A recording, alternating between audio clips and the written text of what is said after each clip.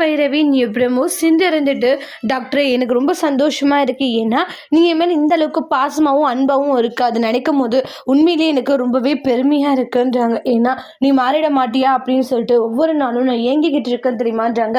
சிந்து நான் மறுபடியும் மறுபடியும் சொல்கிறேன்னு தப்பாக எடுத்துக்காது சரியா? நான் உன் மேலே பாசமாக இருக்கேன்னா அதுக்கு காரணம் நீ சொன்ன விஷயம் தான். இங்கே பாரு யாராக இருந்திருந்தாலே உன்னோட இடத்துல நான் அப்படி தான் அதை பண்ணியிருப்பேன்ற மாதிரி சொல்லிட்டு போவாங்க. அப்போ ஒவ்வொரு நிமிஷமும் எனக்கு ஒரு பிரச்சனை வருதுன்னா டாக்டர் துடிச்சு போறாரு, எனக்காக ஹெல்ப் பண்றாரு. அதை நினைக்கும் போது அவ்வளோ பெருமையா இருக்கு அப்படின்னு சொல்லிட்டு சிந்து ரொம்பவே சந்தோஷமா இருக்காங்க. சீக்கிரமாவே கூடிய சீக்கிரத்தில் டாக்டரோட மனசை மாத்திருவேன் நான், எனக்கு அந்த நம்பிக்கை இருக்குன்றாங்க. மாற்றி நான் நினைச்ச விஷயங்களுமே நடக்கும். கண்டிப்பாக நான் டாக்டர் கூடயும் சந்தோஷமா வாழுவேன். அந்த நாளுமே ரொம்ப தூரத்தில் இல்லை, ரொம்பவே பக்கத்தில் தான் இருக்கு அப்படின்ற மாதிரி சிந்து நினைச்சிட்டு ரொம்ப சந்தோஷமா இருக்காங்க.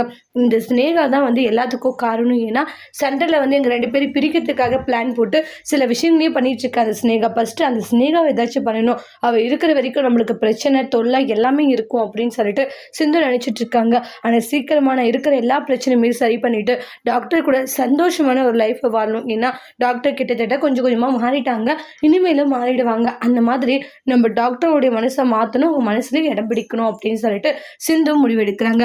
சிந்து எப்படி சிவாவுடைய மனசை மாற்றி போகிறாங்க, சிவாவுமே சிந்துவை மனசார ஏற்று காதலிக்க போகிறாங்கன்ட்டு அடுத்து வரக்கூடிய பிரமோவில் வெயிட் பண்ணி பார்க்கல. இந்த வீடியோ உங்களுக்கு பிடிச்சிருந்தா லைக் பண்ணுங்கள், கமெண்ட் பண்ணுங்கள், ஷேர் பண்ணுங்கள், மறக்காம சேனலை சப்ஸ்கிரைபர் பண்ணிக்கோங்க. தேங்க்